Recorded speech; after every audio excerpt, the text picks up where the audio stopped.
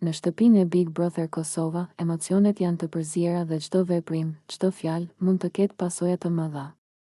Një nga ato momente që nuk do të harrohet ishte konflikti mes Limit dhe Albës, një debat që shpërtheu pas një zbulimi të papritur dhe që tregoi se ndjenjat, besnikëria dhe frika për të humbur dikë të rëndësishëm mund të shkaktojnë përplasje të forta. Limi dhe Alba ishin ulur fillimisht në një cep të dhomës, larg syve të kamerave, duke diskutuar si zakonisht për lojën, aleancat dhe ndjenjat.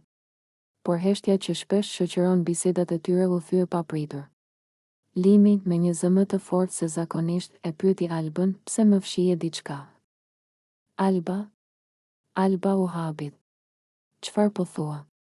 Pyeti ajo, duke mos kuptuar menjëherë ku po shkon biseda, po flas për Benitën, tha Limi, duke i dhënë një theks të qartë çdo fjale. Gjatë kohës kur ne ishim të lidhur. Ti e di që kam folur me të disa herë dhe madje i kam shkruar mesazhe. Pse nuk e the këtë më parë? Pse nuk e ke përmendur? Alba ndjeu një goditje në zemër. Nuk ishte thjesht pyetja, ishte mënyra se si Limi po e shikonte, si po i jepte rëndësi çdo detaj. Emocionet që kishte mbajtur nën kontroll për javë të tëra filluan të shpërthenin. Ai ishte i lënduar dhe zemërimi i tij nuk mund të fshihej, Limi. Nuk e bëra për të lënduar. Nuk e kam menduar kurrë që do të ndjehesh kështu, tha ajo me një zë të dridhur. Ishte thjesht një kontakt i vogël, asgjë më shumë. Nuk ka rëndësi. Por Limi nuk u qetësua. Ai u ngrit pak, duke u afruar më pranë, dhe shikimi i tij ishte i ashpër, pothuajse i dhëmshëm. Asgjë më shumë? Pyeti ai me një tone që nuk pranon interpretim tjetër. Asgjë më shumë, thua. Por pse nuk më the? Pse nuk më tregove që kishe folur me të? Alba u ndje e rrethuar. Ishte një situatë që nuk mund ta kontrollonte thjesht me fjalë. Zemërimi i Limit ishte i kuptueshëm, ai ndjente tradhti, ndjenjë që shpesh nuk mund të përshkruhet, por që e shkon shpirti. Limi nuk ka qenë tradhti. E kam bërë pa menduar dhe nuk ka pasur asgjë të fshehtë. Nuk doja të lëndoja, tha ajo, duke tentuar të qetësonte situatën, por Limi ishte i vendosur.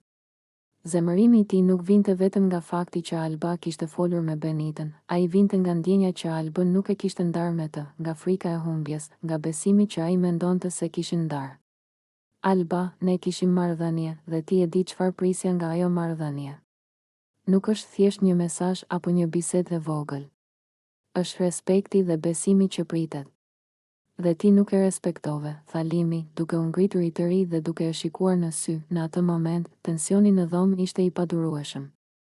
Banorët e tjerë ndiheshin të tensionuar, disa u larguan heshtur, duke lënë Albën dhe Limin të përballeshin me emocionet e tyre të papërmbajtura. Nuk kishte kamera që mund të kapnin të gjitha nuancat e dhimbjes, por ndjenja e tradhtisë dhe shgënjimit ishte e qartë. Alba tentoi të ndërhynte, të qetësonte situatën. Limi.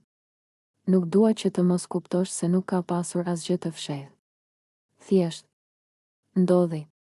Nuk ka rëndësi, nuk ka ndodhur gjë e madhe. Nuk dua që kjo të na ndajë. Por Limi nuk e dëgjoi. Zemërimi i tij ishte i brendshëm dhe i vërtetë. Jo, Alba. Nuk mund ta lë këtë pa folur. Nuk mund të bëj sikur nuk ndodhi. Nëse e mohojmë tani, do të thotë se kemi humbur gjithçka midis nesh. Dhe unë nuk dua ta humb këtë marrëdhënie. Por duhet të jemi të ndershëm, dhe tani nuk jam i qetë. Nuk e kam marrë veten ende nga ky lëndim, tha ai, duke ulur pak dhe duke marrë frym thellë, por pa larguar shikimin nga ajo. Alba e kuptoi se nuk mund të thoshte asgjë që do ta qetësonte menjëherë. Emocionet ishin shumë të forta dhe çdo fjalë mund të interpretohej gabim.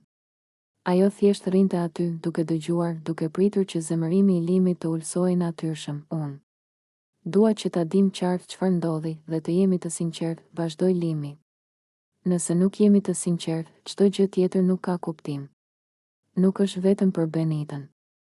Është për ne. Në atë heshtje të gjatë, Alba filloi të qartësoi mendimet e saj. Ajo e dinte që kishte gabuar duke folur me Benitën pa i treguar Limit, por gjithashtu ndjeu rëndësinë e sinqeritetit dhe besnikërisë që tani ishte e domosdoshme. Lim e kuptoi. E kam gabuar. Nuk do ta bëj më.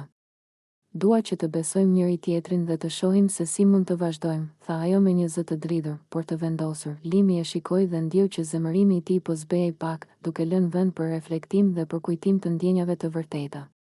Ai e di se loja dhe ndjenjat shpesh përplasen, por ky moment ishte një kujtesë e rëndësishme, përpjekja për sinqeritet. Qartësi dhe respekt është ajo që e mban marrëdhënien të fortë, edhe në një shtëpi ku emocionet shpërthejnë çdo ditë, banorët që shikonin nga larg ndjen tensionin dhe e kuptuan rëndësinë e momentit. Nuk ishte thjesht një debat mes dy njerëzve që kishin ndjenja, ishte një përpjekje për të ruajtur një lidhje të vërtetë në një lojë ku gjithçka është ndikuar nga strategjia, konkurrenca dhe paparashikueshmëria. Kur debati përfundoi, Alba dhe Limi u ulën në heshtje, duke reflektuar mbi atë që ndodhi. Ata e dinin që çdo hap që do të ndërmerrnin më pas do të kishte peshë, dhe se sinqeriteti që sapo u përmend ishte themeli i çdo marrëdhënieje brenda Big Brother Kosova.